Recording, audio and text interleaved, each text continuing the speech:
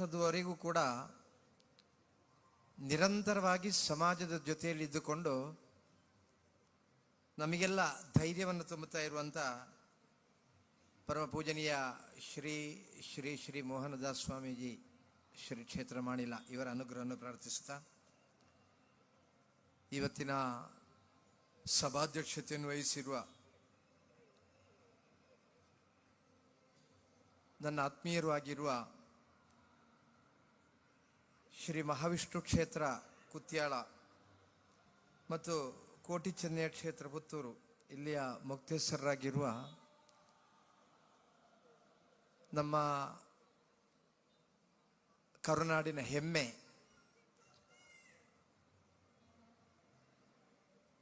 ಗಡಿ ಪ್ರದೇಶದಲ್ಲಿ ಹುಟ್ಟಿ ಇವತ್ತು ಚಲನಚಿತ್ರರಂಗದಲ್ಲಿ ಅತ್ಯಂತ ಕೀರ್ತಿಯನ್ನು ಪಡೆದಿರುವಂಥ ಆತ್ಮೀಯ ವಿನೋದಾಳ್ವರವರೇ, ನಾವು ಒಂದಷ್ಟು ಆತ್ಮವಿಮರ್ಶೆಯನ್ನು ಮಾಡುವಂಥ ಸಂದರ್ಭದಲ್ಲಿ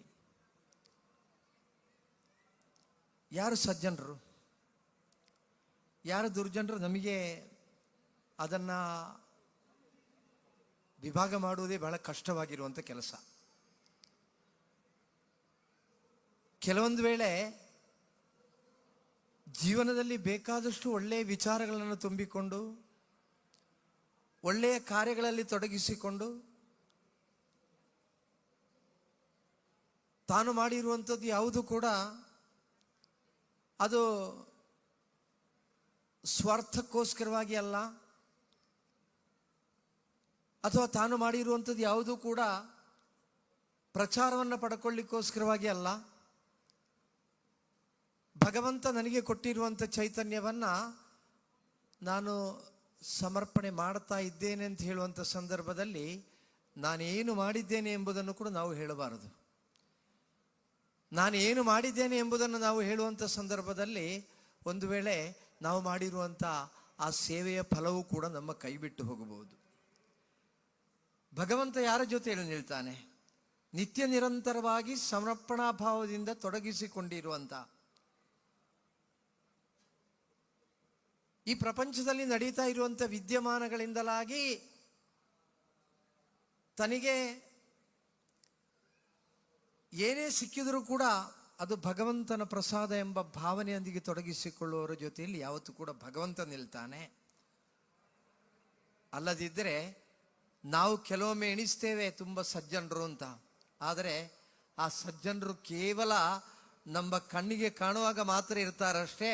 ಅವರೊಳಗಿರುವಂಥ ಯಾವ ದುಷ್ಟ ಚಿಂತನೆಗಳಿವೆಯೋ ಆ ಚಿಂತನೆಗಳು ಒಂದಲ್ಲ ಒಂದು ದಿವಸ ಹೊರಗೆ ಬಂದೇ ಬರ್ತದೆ. ಆ ಹೊರಗೆ ಬರುವಂಥ ಸಂದರ್ಭದಲ್ಲಿ ಇಡೀ ಸಮಾಜಕ್ಕೆ ಅರ್ಥ ಆಗ್ತದೆ, ಇವರು ಸಜ್ಜನರಲ್ಲ, ಇವರು ದುರ್ಜನರೇ ಅಂತ. ನಮ್ಮ ಕ್ಷೇತ್ರದ ಬ್ರಹ್ಮಕಲಶೋತ್ಸವದ ಬಗ್ಗೆ ಪತ್ರ ಸಮ್ಮೇಳನ ನಡೆಸುವಂಥ ಸಂದರ್ಭದಲ್ಲಿ ಈ ಕ್ಷೇತ್ರಕ್ಕೋಸ್ಕರವಾಗಿ ಹಲವಾರು ವರ್ಷಗಳಿಂದ ದುಡಿದಿರುವಂಥ ಆತ್ಮೀಯ ರಾಜೀವನ್ ನಂಬಿಯಾರವರು ಸ್ವಾಗತ ಭಾಷಣದಲ್ಲಿ ಒಂದು ಮಾತನ್ನು ಹೇಳಿದರು. 40 ಜನ ಸಮಿತಿಯಲ್ಲಿದ್ದಾರೆ, ಆದರೆ ಜೀವಂತವಾಗಿರುವುದು 8 ಜನ ಮಾತ್ರ ಅಂತ.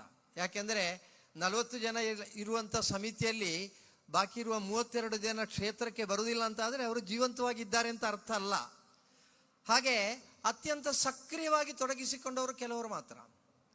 ಆ ಸಕ್ರಿಯವಾಗಿ ತೊಡಗಿಸಿಕೊಂಡವರಲ್ಲಿ ರಾಜೀವ್ ನಂಬಿಯಾರರಿದ್ದಾರೆ, ಆತ್ಮೀಯ ಗಿರೀಶ್ವರವರಿದ್ದಾರೆ, ಆತ್ಮೀಯ ನಾರಾಯಣ ರೈವರಿದ್ದಾರೆ. ಇವರು ಪತ್ರ ಸಮ್ಮೇಳನ ಮಾಡುವಂಥ ಸಂದರ್ಭದಲ್ಲಿ ಪತ್ರಕರ್ತರು ಒಂದು ರೀತಿಯಲ್ಲಿ ಅವರನ್ನು ಆಕ್ರಮಿಸಿ ಅವರ ಬಾಯಿಯಿಂದ ರಾಷ್ಟ್ರೀಯ ಸ್ವಯಂ ಸೇವಕ ಸಂಘದ ಬಗ್ಗೆ ಏನಾದರೂ ಕೆಟ್ಟ ಮಾತುಗಳು ಬರಬೇಕು ಅಂತ ಹೇಳುವಂಥ ಪ್ರಯತ್ನವನ್ನು ಮಾಡ್ತಾರೆ.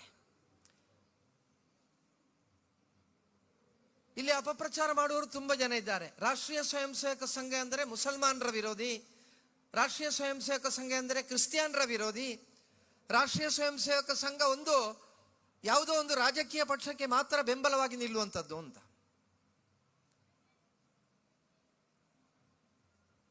ಆದರೆ ಆ ಪತ್ರ ಸಮ್ಮೇಳನದಲ್ಲಿ ಅವರು ಮೂವರು ಕೂಡ ಬಿಟ್ಟುಕೊಡಲಿಲ್ಲ. ಎಷ್ಟೇ ಆಕ್ರಮಿಸಿದ್ರು ಕೂಡ ಅವ್ರು ಬಿಟ್ಟುಕೊಡಲಿಲ್ಲ. ಕೊನೆಗೆ ಪತ್ರಕರ್ತರು ಹೇಳ್ತಾರೆ, ನೀವು ಯಾಕೆ ಇಲ್ಲಿಯ ಶಾಸಕರನ್ನು ಕರೀಲಿಲ್ಲ ಅಂತ. ನಾವು ಶಾಸಕರ ಬಗ್ಗೆ ಅತ್ಯಂತ ಗೌರವದ ಭಾವನೆಯನ್ನು ಹೊಂದಿರುವವರು. ನಮಗೆ ಯಾವುದೇ ರೀತಿಯ ರಾಜಕೀಯವಾಗಿರತಕ್ಕಂಥ ಚಿಂತನೆ ಇಲ್ಲ, ಅಥವಾ ರಾಜಕೀಯವಾಗಿರುವಂಥ ಚಿಂತನೆ ಇದ್ರೂ ಕೂಡ ಅದನ್ನು ದೇವಾಲಯದ ಒಳಗೆ ನಾವು ತರುವವರಲ್ಲ. ಹಲವಾರು ವರ್ಷಗಳಿಂದ ಇಲ್ಲಿಯ ಜೀರ್ಣೋದ್ಧಾರ ಕಾರ್ಯ ನಡೀತಾ ಇದೆ.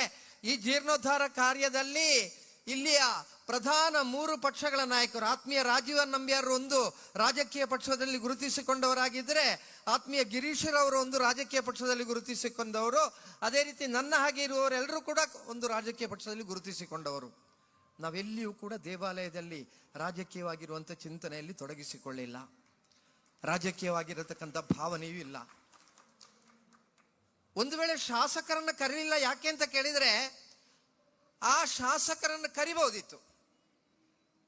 ನಾನು ಯಾವತ್ತೂ ಕೂಡ ಯಾರನ್ನು ದೂಷಿಸುವುದಿಲ್ಲ, ಆದರೆ ಅತ್ಯಂತ ಅನಿವಾರ್ಯವಾಗಿ ಈ ರೀತಿ ಆಕ್ರಮಿಸುವಂತ ಸಂದರ್ಭದಲ್ಲಿ ಉತ್ತರವನ್ನು ಕೊಡಬೇಕಾಗ್ತದೆ. ಒಬ್ಬ ಜನರ ಮತದಿಂದ ಚುನಾಯಿಸಲ್ಪಟ್ಟಿರುವಂತ ಜನಪ್ರತಿನಿಧಿ ಅಂದರೆ ಅವನು ಜನತೆಯ ಪ್ರತಿನಿಧಿಯಾಗಿದ್ರೆ, ಒಂದು ವೇದಿಕೆಯಲ್ಲಿ ಸಭಾ ಕಾರ್ಯಕ್ರಮ ನಡೆಯುವಂತ ಸಂದರ್ಭದಲ್ಲಿ ಆ ಸಭಾ ಕಾರ್ಯಕ್ರಮವನ್ನು ದೀಪ ಬೆಳಗಿಸಿ ಉದ್ಘಾಟನೆ ಮಾಡುವುದಾಗಿದ್ರೆ, ಅವರು ದೀಪ ಬೆಳಗಿಸಿ ಉದ್ಘಾಟನೆ ಮಾಡುವಂತ ಸಂದರ್ಭದಲ್ಲಿ ನಾವೆಲ್ಲರನ್ನು ಕೂಡ ದೇವಾಲಯಕ್ಕೆ ಕರೀತೇವೆ. ಅಲ್ಲಿಯವರೆಗೆ ಹಿಂದೂಗಳ ಆಚಾರ ಇದೆ, ಸಂಸ್ಕಾರ ಇದೆ, ಸಂಪ್ರದಾಯ ಇದೆ. ನಮ್ಮ ದೇವಾಲಯದಲ್ಲಿ ನಡಿಬೇಕಾದಂತ ಅನುಷ್ಠಾನಗಳು ಹೇಗೆ ಎಂಬ ನಿಯಮ ಇದೆ. ಅದು ಶಾಸಕರನ್ನ ದೂರ ಇಡಬೇಕು, ಮುಸಲ್ಮಾನರನ್ನ ದೂರ ಇಡಬೇಕೆಂಬ ಭಾವನೆಯೊಂದಿಗೆ ಮಾಡುವಂಥದ್ದಲ್ಲ. ನಾವೆಲ್ಲರನ್ನು ಕೂಡ ಸ್ವಾಗತಿಸ್ತೇವೆ. ಮಧೂರು ಮದನಂತೇಶ್ವರ ಸಿದ್ಧಿವಿನಾಯಕ ದೇವರ ಸನ್ನಿಧಿಯಲ್ಲಿ ಧ್ವಜಸ್ತಂಭದ ಅಡಿಯಲ್ಲಿ ಪ್ರಸಾದ ಸ್ವೀಕರಿಸುವಂತ ಒಂದು ಗೌರವಯುತವಾಗಿರುವಂತ ಒಂದು ಸ್ಥಾನ ಒಬ್ಬ ಮುಸಲ್ಮಾನ ಬಂದು ಇಲ್ಲಿಯ ಮೊಗ್ರಾಲ್ ಪುತ್ತೂರಿನ ಕುഞ്ഞിപ്പಕ್ಕಿ ಎಂಬ ಆ ವ್ಯಕ್ತಿಯ ಕುಟುಂಬಕ್ಕೆ ಇದೆ ಅಂತ ಆದರೆ, ಹಿಂದೂಗಳು ಸಾಮರಸ್ಯವನ್ನು ಬಯಸಿದವರು ಎಂಬುದನ್ನು ಅರ್ಥವಿಸಿಕೊಳ್ಳಬೇಕು.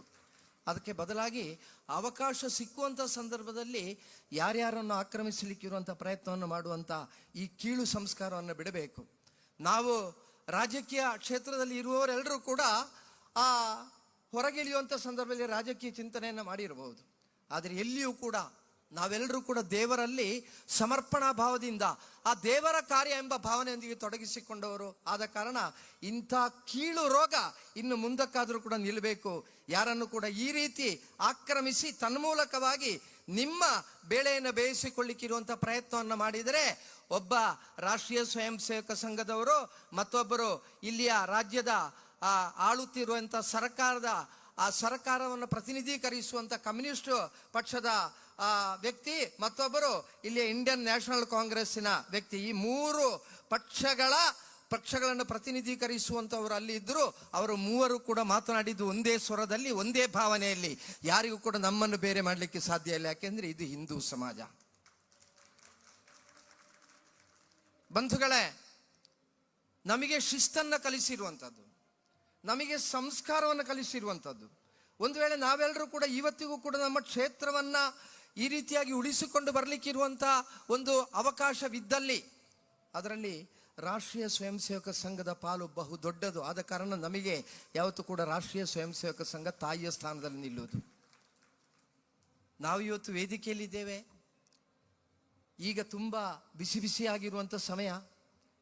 ಆ ಸಂದರ್ಭದಲ್ಲಿ ಎಲ್ಲರೂ ಕೂಡ ಊಟ ಆದ ಕೂಡಲೇ ಹುಡುಕುವುದು. ಒಂದು ವೇಳೆ ಇಲ್ಲಿ ಕಾರ್ಯಕ್ರಮ ನಡೀತಾ ಇದೆ ಅಂತಂದರೆ ಕಾರ್ಯಕ್ರಮ ವೀಕ್ಷಿಸುವಂಥ ಆಸಕ್ತಿ ಇಲ್ಲ ಇದ್ರೂ ಕೂಡ ಒಳ್ಳೆಯ ಫ್ಯಾನ್ ತಿರುಗುತ್ತಾ ಇದೆ, ಒಂದು 10 ನಿಮಿಷ ಗಾಳಿಯನ್ನ ಪಡೆಯುವಂತ ನಾವಿಲ್ಲಿ ಬಂದು ಕೂತುಕೊಳ್ತೇವೆ. ಕ್ಷೇತ್ರದ ಒಳಗೆ ಹೋಗಿ ದೇವರ ದರ್ಶನ ಮಾಡಿ ಬಂದವರು ಕೂಡ ಬಂದು ಅಲ್ಲಿ ಎಲ್ಲಿ ಗಾಳಿ ಬರ್ತಾ ಇದೆ ಆ ಗಾಳಿ ಬರುವಲ್ಲಿ ಕೂತುಕೊಳ್ತಾರೆ. ಆದರೆ ಬೆಳಿಗ್ಗಿನಿಂದ ರಾತ್ರಿಯ ತನಕ ಇಲ್ಲಿ ನಡೀತಾ ಇರತಕ್ಕಂಥ ಈ ಕಾರ್ಯಕ್ರಮದ ಯಶಸ್ಸಿಗೋಸ್ಕರವಾಗಿ ಪಾರ್ಕಿಂಗಿನಲ್ಲಿ, ಟಾಯ್ಲೆಟ್ನ ಹತ್ರ, ಅದೇ ರೀತಿ ಬೇರೆ ಬೇರೆ ಕಡೆಗಳಲ್ಲಿ ನಿರಂತರವಾಗಿ ತೊಡಗಿಸಿಕೊಳ್ಳುವವರಿದ್ದಾರಲ್ಲ, ಅವರ ಹೆಸರು ಎಲ್ಲಿಯೂ ಕೂಡ ಬರುವುದಿಲ್ಲ. ಅವರಿಗೆ ಯಾರು ಕೂಡ ಗೌರವಾರ್ಪಣೆಯನ್ನು ಮಾಡುವುದಿಲ್ಲ, ಅವರಿಗೆ ಯಾರು ಶಾಲನ್ನು ಹಾಕುವುದಿಲ್ಲ, ಅವರಿಗೆ ಯಾರು ಮಾಲೆಯನ್ನು ಹಾಕುವುದಿಲ್ಲ. ಆದರೆ ಆಗ ಪೂಜ್ಯ ಶಿರೂರು ಮಠಾಧೀಶರು ಹೇಳಿರುವಂತ ಮಾತು, ಆನೆ ದೇವರ ಭಕ್ತ ಆಗಿದ್ರೆ ಮೊಸಳೆ ಆ ದೇವರ ಕಾಲು ಹಿಡಿದದ್ದು ಮಾತ್ರ. ಆದ ಕಾರಣ ಯಾವತ್ತೂ ಕೂಡ ದೇವರು ಒಲಿಯಿರುವುದು ಆನೆಗಲ್ಲ, ಆ ಮೊಸಳೆಗೆ ಅಂತ ಹೇಳುವ ರೀತಿಯಲ್ಲಿ ಈ ಸ್ವಯಂ ಸೇವಕರು ಯಾರಿದ್ದಾರೆ ಇದಕ್ಕೋಸ್ಕರವಾಗಿ ಅಹೋರಾತ್ರಿ ದುಡಿದು ಬಿಸಿಲನ್ನು ಲೆಕ್ಕಿಸದೆ ಯಾರು ದುಡಿದಿದ್ದಾರೋ ಅವರೆಲ್ಲರ ಪರಿಶ್ರಮದ ಫಲ ಇದ್ದ ಕಾರಣ ಮಾತ್ರ ಇವತ್ತು ಈ ಕ್ಷೇತ್ರದ ಎಲ್ಲ ಕಾರ್ಯಗಳು ಕೂಡ ಅತ್ಯಂತ ಯಶಸ್ವಿಯಾಗಿ ಮುಂದುವರಿತಾ ಇದೆ. ಅಂತಹ ಆ ಯಾವ ಸೇವೆಯನ್ನು ಮಾಡ್ತಾ ಇದ್ದಾರೋ ಆ ಸೇವೆ ಮಾಡಿದವರಿಂದಲಾಗಿ ಮಾತ್ರ ಇವತ್ತು ಈ ಕ್ಷೇತ್ರ ಸಂಪನ್ನವಾಗಿದೆ ಎಂಬುದನ್ನು ನಾನು ಖಡಾಖಂಡಿತವಾಗಿ ಹೇಳಬೇಕಾಗ್ತದೆ. ಎಲ್ಲರೂ ಕೂಡ ಮಾತನಾಡಲಿಕ್ಕೆ ಅವಕಾಶ ಸಿಗುವಂಥ ಸಂದರ್ಭದಲ್ಲಿ ತಾನು ಮಾತನಾಡಬೇಕಾದ್ದು ಏನು ಎಂಬುದನ್ನು ಮರೆತು ಬಿಡ್ತಾರೆ. ತಾನು ಇರುವುದು ಎಲ್ಲಿ ಅಂತ ಹೇಳುವುದನ್ನು ಕೂಡ ಮರೆತು ಬಿಡ್ತಾರೆ. ಎಲ್ಲದಕ್ಕೂ ಕೂಡ ಒಂದೊಂದು ವೇದಿಕೆ ಇದೆ. ರಾಜಕೀಯವಾಗಿರತಕ್ಕಂಥ ವೇದಿಕೆಯಲ್ಲಿ ರಾಜಕೀಯವಾಗಿರುವಂಥ ವಿಚಾರವನ್ನು ಮಾಡಬೇಕು. ಸಾಮಾಜಿಕವಾಗಿರುವಂಥ ವೇದಿಕೆಯಲ್ಲಿ ಸಾಮಾಜಿಕವಾಗಿರುವಂಥ ಚಿಂತನೆಯನ್ನು ಮಾಡಬೇಕು. ಧಾರ್ಮಿಕವಾಗಿರುವಂಥ ವೇದಿಕೆಯಲ್ಲಿ ಧಾರ್ಮಿಕವಾಗಿರುವಂಥ ಚಿಂತನೆಯನ್ನು ಮಾಡಬೇಕು. ಆ ಧಾರ್ಮಿಕವಾಗಿರುವಂಥ ಚಿಂತನೆಯನ್ನು ಮಾಡುವುದು ಬಿಟ್ಟು ನಾವೆಲ್ಲರೂ ಕೂಡ ಜೊತೆಯಾಗಿ ತೊಡಗಿಸಿಕೊಳ್ಳುವಂಥ ಸಂದರ್ಭದಲ್ಲಿ ಒಂದು ರಾಜಕೀಯ ಪಕ್ಷವನ್ನು ಗುರಿಯಾಗಿರಿಸಿಕೊಂಡು ಅಥವಾ ಆಳ್ತಾ ಇರುವಂಥ ಒಂದು ರಾಜಕೀಯ ಪಕ್ಷದ ಆ ಕೇಂದ್ರ ಸ್ಥಾನದಲ್ಲಿ ಕುಳಿತಿರುವಂಥ ಪ್ರಧಾನಮಂತ್ರಿಯೋ ಮುಖ್ಯಮಂತ್ರಿಯೋ ಅವರನ್ನು ಗುರಿಯಾಗಿರಿಸಿಕೊಂಡು ಮಾತನಾಡುವುದು ನಮ್ಮ ಸಂಸ್ಕಾರಕ್ಕೆ ಒಪ್ಪುವಂಥದ್ದಲ್ಲ. ನಾವು ಯಾವತ್ತೂ ಕೂಡ ಆ ರೀತಿಯ ಮಾತುಗಳನ್ನು ಆಡಬಾರದು. ನಾವು ಯಾರು ಎಂಬುದು ನಮಗೆ ತಿಳಿದಿರಬೇಕು. ಇಲ್ಲಿ ಯಾವುದೇ ರೀತಿಯ ಭೇದ ಭಾವಗಳಿಲ್ಲದೆ ಎಲ್ಲರೂ ಕೂಡ ತೊಡಗಿಸಿಕೊಂಡಿರುವಂಥ ಸಂದರ್ಭದಲ್ಲಿ ಆ ಮಾತುಗಳನ್ನು ಆಡಬಾರದು. ಆದ ಕಾರಣ ನಾನು ಹೇಳ್ತಾ ಇರುವಂಥದ್ದು, ಪೂಜ್ಯ ಶಿರೂರು ಮಠಾಧೀಶರು ಹೇಳಿರುವಂಥ ಮಾತನ್ನು ನೆನಪಿಸಿಕೊಳ್ಳಬೇಕು.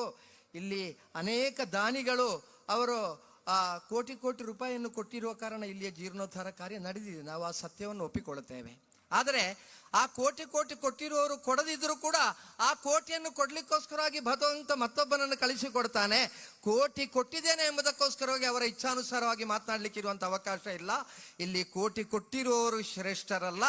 ಆ ಕೋಟಿ ಕೊಟ್ಟಿರುವಂಥದ್ದು ಇಡೀ ಸಮಾಜಕ್ಕೆ, ಇಡೀ ದೇಶಕ್ಕೆ, ಇಡೀ ಪ್ರಪಂಚಕ್ಕೆ ಕಾಣುವ ರೀತಿಯಲ್ಲಿ ಈ ನಡೀತಾ ಇರುವಂಥ ಬ್ರಹ್ಮ ಕಲಶೋತ್ಸವದ ಸಂದರ್ಭದಲ್ಲಿ ಅತ್ಯಂತ ವ್ಯವಸ್ಥಿತವಾಗಿ ತಮ್ಮ ಸೇವೆಯನ್ನ ಮಾಡಿರತಕ್ಕಂಥ ಯಾವ ಸ್ವಯಂ ಸೇವಕಿಯರಿದ್ದಾರೋ ಅವರು ಮಹಾನ್ ವ್ಯಕ್ತಿಗಳು. ಅವರು ದೇವರ ಸಮಾನವಾಗಿರುವವರು. ಅವರು ಮಾಡಿರುವಂತಹ ಸೇವೆಯನ್ನ ಯಾರಿಗೂ ಕೂಡ ಗಣನೆಗೆ ತೆಗೆದುಕೊಳ್ಳಲಿಕ್ಕೆ ಸಾಧ್ಯ ಇಲ್ಲ. ನಮಗೆ ದುಃಖ ಆಗ್ತದೆ, ನಮಗೆ ನೋವಿದೆ. ಒಬ್ಬ ಮಾಡಿರುವಂಥ ಒಳ್ಳೆಯ ಕಾರ್ಯವನ್ನ ನಮಗೆ ಗುರುತಿಸಿ ಗೌರವಿಸಲಿಕ್ಕೆ ಆಗುದಿಲ್ಲ ಅಂತ ಆಗಿದ್ರು ಕೂಡ ಆ ವ್ಯಕ್ತಿಯ ಬಗ್ಗೆ ಕೆಟ್ಟದ್ದಾಗಿ ಹೇಳಬೇಕಾದಂಥ ಅಗತ್ಯ ಇಲ್ಲ, ಅಥವಾ ಆ ವ್ಯಕ್ತಿಯ ಹೆಸರನ್ನು ಉಲ್ಲೇಖಿಸಬೇಕಾದಂಥ ಅಗತ್ಯ ಇಲ್ಲ. ಎಲ್ಲ ರಾಜಕೀಯ ನಾಯಕರು, ಯಾಕೆ ರಾಜಕೀಯ ನಾಯಕರನ್ನ ಎಲ್ಲರೂ ಹೇಳ್ತಾರೆ ರಾಜಕೀಯ ನಾಯಕರಿಗೆ ಸಂಸ್ಕಾರ ಇಲ್ಲ ಅಂತ. ಇವತ್ತು ಯಾವ ರಾಜಕೀಯ ನಾಯಕರು ಕೂಡ ಧಾರ್ಮಿಕವಾಗಿರುವಂಥ ವೇದಿಕೆಯಲ್ಲಿ ಮಾತನಾಡುವ ಸಂದರ್ಭದಲ್ಲಿ ಅವರ ಮಾತಿನ ಶೈಲಿ ಬದಲುವುದಿಲ್ಲ. ಅವರು ಸರಿಯಾಗಿ ನೆನಪಿಸಿಕೊಳ್ತಾರೆ ನಾನು ಎಲ್ಲಿದ್ದೇನೆ ಎಂಬುದನ್ನು. ಆದ ಕಾರಣ ಈ ದೇವರ ಸನ್ನಿಧಿಯಲ್ಲಿ ಮಾತನಾಡಬೇಕಾದಂಥ ವಿಚಾರವನ್ನು ಮಾತ್ರ ಮಾತನಾಡ್ತಾರೆ. ಅಂಥ ಸಂಸ್ಕಾರವನ್ನು ಕೂಡ ಬಿಟ್ಟು ಮುಂದುವರಿಯುವುದಾಗಿದ್ದರೆ ಅಂಥವರು ಇಡೀ ಜೀವಮಾನದಲ್ಲಿ ಮಾಡಿರುವಂಥ ಕಾರ್ಯ ಏನಿದೆಯೋ, ಇಡೀ ಜೀವಮಾನದಲ್ಲಿ ಮಾಡಿರುವಂಥ ಸಾಧನೆ ಏನಿದೆಯೋ ಆ ಸಾಧನೆಯನ್ನ ತನ್ನ ಒಂದು ನಾಲಿಗೆಯಿಂದ ಬಂದಿರುವಂಥ ಕೆಟ್ಟ ಮಾತಿನಿಂದಾಗಿ ಒಂದು ನಿಮಿಷದಲ್ಲಿ ಅವರು ಕಳ್ಕೊಳ್ತಾರೆ. ಅದಕ್ಕೆ ನಮ್ಮ ಹಿರಿಯರು ಬೋಧಿಸಿದ್ರೆ ಏನೆಂದರೆ, ನೀನು ಹಸನ್ಮುಖಿಯಾಗಿ ಎಲ್ಲರೊಡನೆ ಪ್ರೀತಿಯೊಂದಿಗೆ ಬೆರೆತರೆ ನಿನಗೆ ಲಕ್ಷ ಲಕ್ಷ ಸ್ನೇಹಿತರನ್ನು ಸಂಪಾದಿಸಲಿಕ್ಕೆ ಸಾಧ್ಯ ಇದೆ.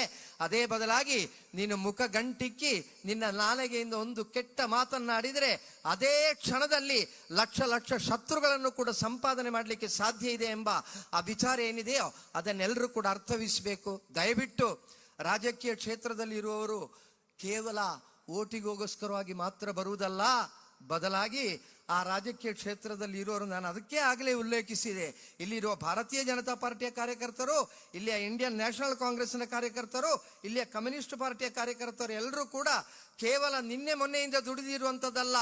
ಸುಮಾರು 8-10 ವರ್ಷಗಳಿಂದ ಅಹೋರಾತ್ರಿ ದೇವರ ಕಾರ್ಯಕ್ಕೋಸ್ಕರವಾಗಿ ದುಡಿದಿರುವವರು ನಾಳೆ ಒಂದು ವೇಳೆ ಚುನಾವಣೆ ಬರುವಂಥ ಸಂದರ್ಭದಲ್ಲಿ ಅವರು ನಿಮ್ಮ ಮನೆ ಬಾಗಿಲಿಗೆ ಓಟು ಕೇಳಲಿಕ್ಕೆ ಬರಬಹುದು.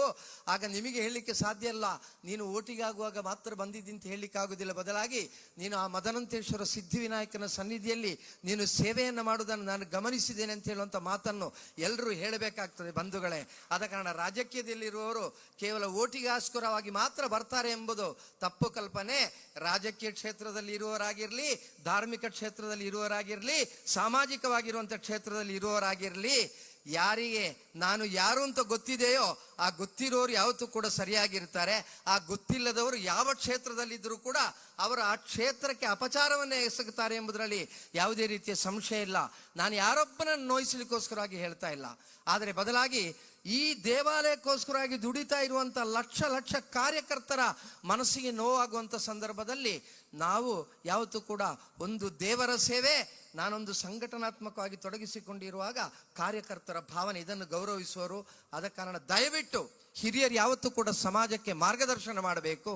ಹಿರಿಯರೇ ಆ ದಾರಿ ತಪ್ಪಿದರೆ, ನಮ್ಮ ಮಲಯಾಳದಲ್ಲಿ ಒಂದು ಮಾತಿದೆ, ಮೋಂದಾಯ ಮಳഞ്ഞാല് 64 ಬಳೆಯುವಂತ ಒಂದು ಮಾತಿದೆ. ಮೋಂದಾಯವೇ ಅದು ಬಳಕಿದ್ರೆ ಮತ್ತೆ ಎಲ್ಲವೂ ಕೂಡ ಬಳಕಿ ಹೋಗ್ತದೆ. ಆ ಪರಿಸ್ಥಿತಿ ಬರಬಾರ್ದು. ಏನಿದ್ರು ಕೂಡ ನಾವೆಲ್ಲರೂ ಕೂಡ ಸಮಾಜದ ಪ್ರಯತ್ನವನ್ನು ಮಾಡೋಣ. ಸಮಾಜದಲ್ಲಿ ಇರುವವರೆಲ್ಲರೂ ಕೂಡ ಜೊತೆಯಾಗಿ ಮುಂದುವರಲಿಕ್ಕೆ ಇರುವಂತ ಪ್ರಯತ್ನವನ್ನು ಮಾಡೋಣ.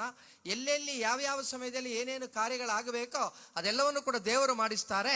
ನಾವು ಅದನ್ನು ಹಿಂಬಾಲಿಸಿಕೊಂಡು ಹೋಗುವಂತಹ ಕರ್ತವ್ಯವನ್ನ ಮಾತ್ರ ಮಾಡಿದರೆ ಸಾಕು ಅಂತ ಹೇಳಿ ಹೇಳ್ತಾ, ಈ ಕ್ಷೇತ್ರದ ಜೀರ್ಣೋದ್ಧಾರಕ್ಕೋಸ್ಕರವಾಗಿ ಎಷ್ಟೋ ವರ್ಷಗಳಿಂದ ತಮ್ಮ ತನು ಮನ ಧನಗಳನ್ನು ಸಮರ್ಪಣೆ ಮಾಡಿ ದುಡಿದಿರುವಂತ, ಈಗ ಈ ಬ್ರಹ್ಮಕಲಶಕ್ಕೆ ಪ್ರಾರಂಭ ಮಾಡಿದ ನಂತರ ಕೆಲವರನ್ನು ನಾವು ಹೆಸರಿಡಿದು ಕರೆಯುವಾಗ 3 ಸಲ ಕಳೆದ್ರೂ ಕೂಡ ಅವರಿಗೆ ಕೇಳುವುದಿಲ್ಲ. ಯಾಕೆಂದ್ರೆ ಅವರು ಕೇಳುವ ಸ್ಥಿತಿಯಲ್ಲಿ ಇಲ್ಲ, ಅಷ್ಟು ಕೂಡ ಅವರ ಆಯಾಸದಿಂದಿದ್ದಾರೆ.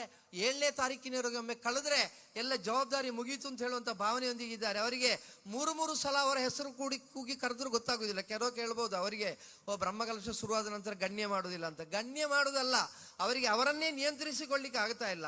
ಆ ದುಡಿದಿರುವಂತ ಎಲ್ಲರಿಗೂ ಕೂಡ ಆ ಮದನಂತೇಶ್ವರ ಸಿದ್ಧಿವಿನಾಯಕ ಒಳಿತನ್ನ ನೀಡಬೇಕು. ನಮಗೆ ಮಧೂರು ಕ್ಷೇತ್ರ, ನಮ್ಮ ಸೀಮೆಯಲ್ಲಿ ಇರುವಂತ 4 ಕ್ಷೇತ್ರಗಳು ಮಾತ್ರ ಅಲ್ಲ, ಈ ಪ್ರದೇಶದಲ್ಲಿ ಇರುವಂತ ಎಲ್ಲ ಕ್ಷೇತ್ರಗಳಲ್ಲಿ ನಡೆಯುವಂತ ದೈವಿಕವಾಗಿರುವಂತ ಕಾರ್ಯದಲ್ಲಿ ಇಡೀ ಹಿಂದೂ ಸಮಾಜ ಒಗ್ಗಟ್ಟಾಗಿ ನಿಂತುಕೊಂಡು ನಾವು ಸೇವೆಯನ್ನ ಸಮರ್ಪಿಸಬೇಕು. ನಮ್ಮನ್ನ ನುಂಗ್ಲಿಕ್ಕೋಸ್ಕರವಾಗಿ ಯಾರಾದ್ರೂ ಬರ್ತಾರೆ ಅಂತ ಇದ್ರೆ, ಆ ನುಂಗ್ಲಿಕ್ಕೆ ಬರುವವರಿಗೆ ನಾವೆಲ್ಲರೂ ಒಂದೇ ಎಂಬ ಉತ್ತರವನ್ನು ಕೊಡುವ ಮಟ್ಟಕ್ಕೆ ನಾವು ಹಿಂದೂ ಸಮಾಜವನ್ನು ಬೆಳೆಸಬೇಕು ಅಂತ ಹೇಳುವಂತ ವಿನಮ್ರವಾಗಿ ಇರುವಂತ ವಿನಂತಿಯನ್ನ ಮಾಡುತ್ತಾ, ಅದಕ್ಕೆ ಶ್ರೀ ದೇವರ ಗುರುಗಳ ಅನುಗ್ರಹ ಇರಲಿ ಎಂಬ ಪ್ರಾರ್ಥನೆಯೊಂದಿಗೆ ವಿರಮಿಸ್ತೇನೆ. ಜೈ ಹಿಂದ್.